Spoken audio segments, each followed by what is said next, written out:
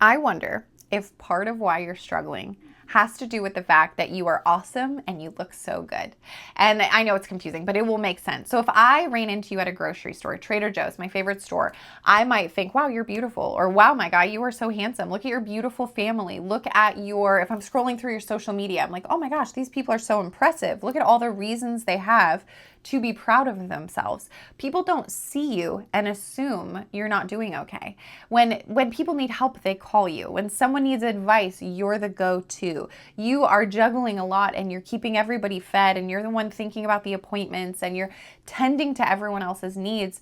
You are a high capacity person and people don't assume that you feel off inside. They're not going to stop you and be like, hey, is there any chance you're depressed or you feel lost or your marriage isn't what you thought it would be or you don't love your body when you look in the mirror or life isn't as good as you hoped?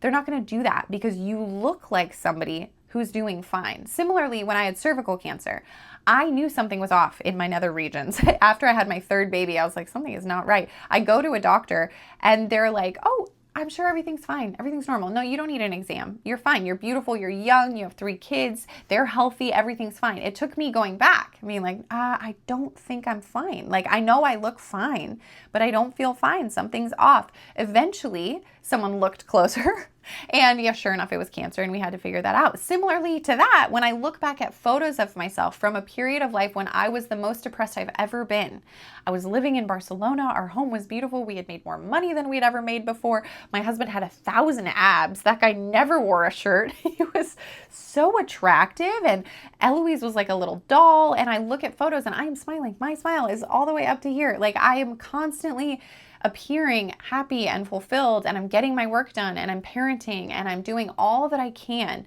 to live the best possible life. But inside, I felt like I was drowning. Like, oh my gosh, nobody would have stopped me and asked, are you depressed? Are you more depressed than you've ever been in your life? No, it took me going to people and being like, I need help. I took a long time. I took really long, actually. And that's why this channel matters to me. That's why this work with parents has mattered to me so much the last 6 years, is because I want to protect you. Now, when I see parents at a grocery store, do you know that I actually assume they're not doing well? I hope they're doing well, but I don't assume they're doing well because I know now. I know more. I know that if we could all peer into each other's homes and find out what's actually going on, we would be probably really comforted to know that, you know, you're not the only one going through stuff. You might be going through really crazy stuff, really shocking, jarring experiences. There could be addiction in your home, mental illness, infidelity. I promise it's going on in other homes too. There could be smaller stuff. There could be marriages that don't fight, but they also don't feel connected. They don't feel vibrant or alive or intimate.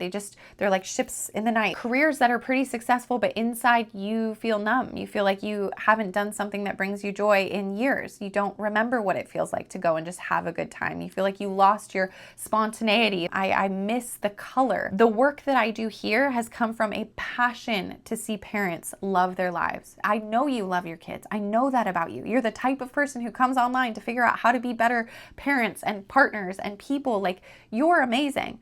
But I want you to feel amazing inside of your life. Quick story for this video. So I have a friend named Elsa. She lives in Switzerland. You might have seen her on my content if you've been here for years, because she's the one who has no hair. She has alopecia. So she's bald, but has incredible style. And when we went to Fashion Week together in Paris, everybody was looking at her and wanted to take photos of her because she's so cool. Anyway, she told me a story of when she lived in Australia. There was a big storm that went through a town and it had destroyed a bunch of houses. The frames of the houses were standing and the rooftops were still intact, but inside everything had gotten destroyed. There was flooding. She said that the news showed at the end of the day that neighbors in this town all climbed onto the rooftops that were still standing and they ate and drank beers together and they celebrated that they were alive and they were together.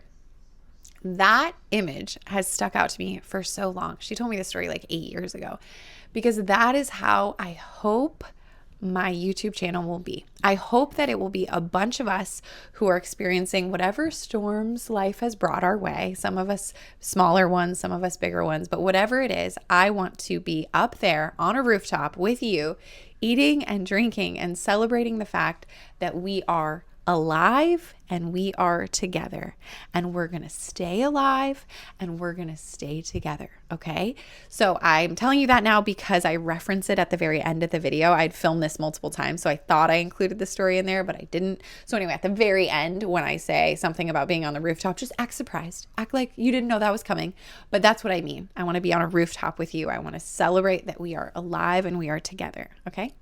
That's it. First thing I want to tell you is if you are having symptoms of something being off. So I'm using the cervical cancer example. That was a physical symptom. I knew something was off. If you're having symptoms in your life that something feels off, your marriage feels out of alignment, your body doesn't feel right, you don't feel good inside your skin, you don't love your reflection, you don't love parenting or your job or whatever it is, I want you to identify what the pain is. Just figure it out. Where is it? So let's take my cervix thing for an example.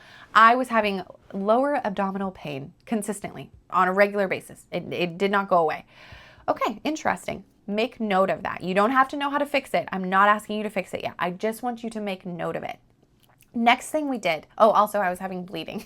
Okay, since we're getting to know each other, I'm just gonna let you know. I was having bleeding consistently, like not period bleeding, but just ongoing spotting. That isn't something I had had before.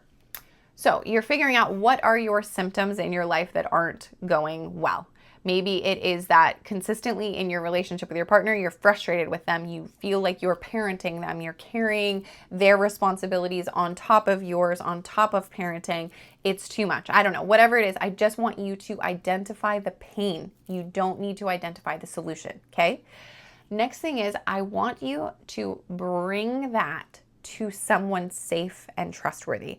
Connection is so important. There is science behind how bad isolation is for us. Like I recently heard somebody say that it could be as bad for us as chain smoking. Now I would need to look this research up to see is that real, but I don't doubt that prolonged periods of isolation is detrimental to a person. We are a social species. So for me, I had these issues in my nether regions, my cervix, something was off. I didn't then bring my cervix everywhere and invite everyone to look inside. That would be a problem for a number of reasons. I might have made some new friends, but that wouldn't have been a good idea.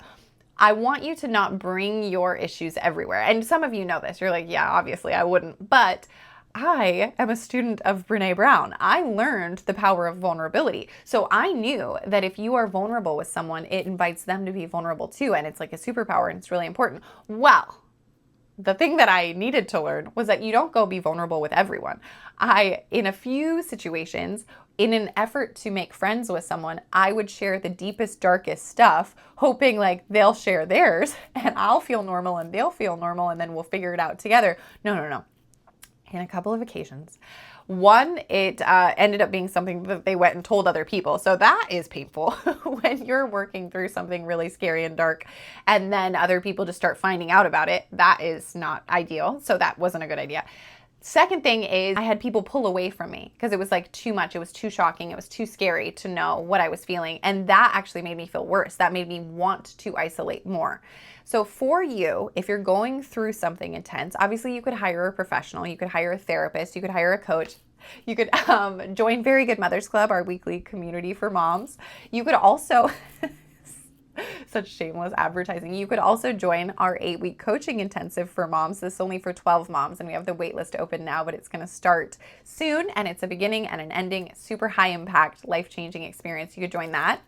But it could be as simple as reach out to a best friend, be honest with your spouse, like call your mom if you feel safe with them. It's opening up to a degree that you maybe haven't done yet to say, this is what I'm feeling. And ultimately it's looking for some guidance, like when I went to the doctor about my cervix, I'm looking for their professional opinion on what I do. Once I'm diagnosed, it's not like it's on me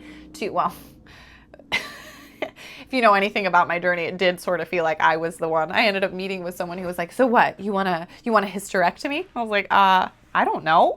How do you treat cervical cancer? I want you, professional, to tell me what the guidance is. I don't want to guess my own treatment. Anyway, it was not good. But that's not what we want for you, honey. What I want for you is to be able to go to someone who loves you and cares for you, or a professional who is trained to care for you, and be able to say, hey, this is what I'm feeling. what do you think? What do I do from here? And with that, you have someone next to you in your corner, walking alongside you into the next steps to be able to change your life, to help you feel better. I promise it is not hopeless. I promise that no matter what you're facing, you could be going through the worst grief of your entire life. I'm currently walking with a couple right now who is going through the worst trauma they've ever been through, and it is undoubtedly a trauma. I wouldn't wish it on anyone. And yet, I believe in the core of who I am, there is hope for these people, that is not the end of their story. So no matter what you're facing, whether it's a big life crisis or it's just a feeling like I feel off and I can't quite fix it and I don't know what to do, I promise there's hope for you, okay? We want to identify what the issue is. We want to get someone alongside us who can walk next to us.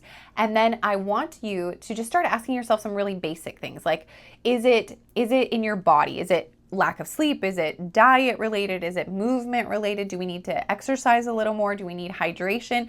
The fundamental body stuff is going to remain true whether we're a small child or an elderly person. We need sleep. We need good nutrition. We need to move our bodies. We need water, right? So I want you to just check on those things, basics. Check in with yourself. How are you doing?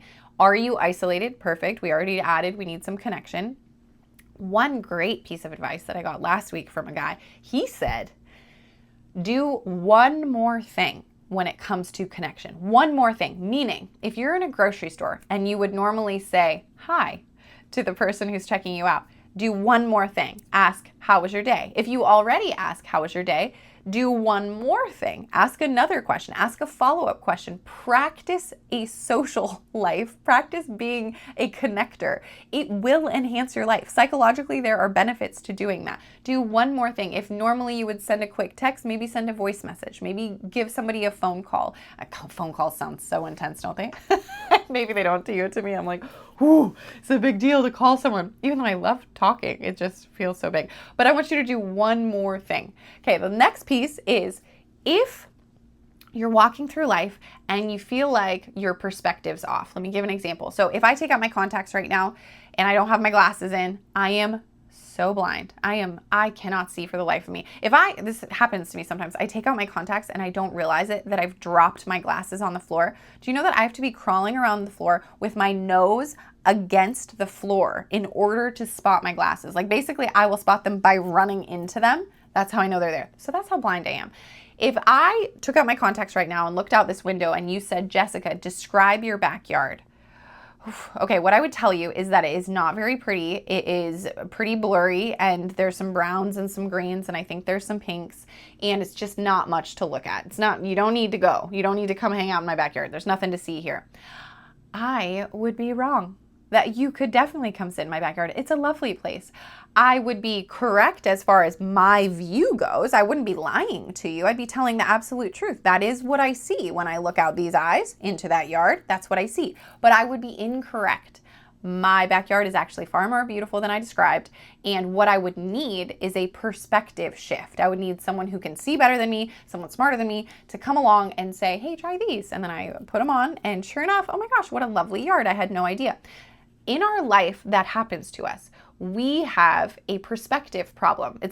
We're not guilty of doing something wrong. It's not like we've failed at something. It's just literally when we're looking at our life, we're seeing it a certain way and we need someone to come alongside us to help us to see things differently. And that's what I want to be able to do with you here is figure out where the pain point is, because sometimes it's just a perspective problem. We just need to change the way we're seeing. Like, yeah, it's we're blind, guys.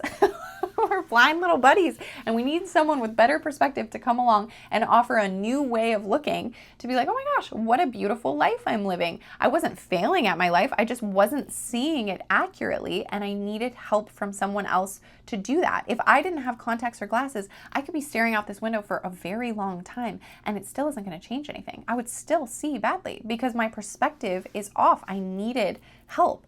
I don't know what you're going through, but I know that you're not a failure. You don't need to be ashamed of your struggles. Whatever you're going through, somebody else is going through them too, but you need somebody to come alongside you to help provide some solutions so that you can enjoy this life that is yours. You're worthy of that. You know, you love your people so much and you do so many things to help them have a beautiful life. I want to see you tend to yourself that way too.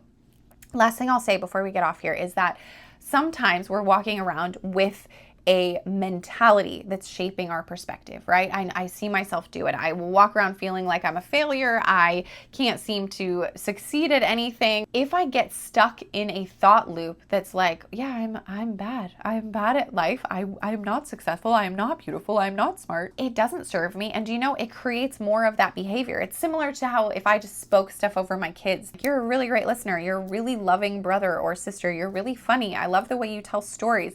Do you know that they do more of that? They listen and they learn and they start to repeat that. We're not different. So if you're walking around with a mental loop that is being mean to you, I want you to write down the mean thought, and then I want you to write out a truer, nicer thought. We can change the way we think on a regular basis and it will affect the way we live. Then I want you to take a coin and put it inside your shoe.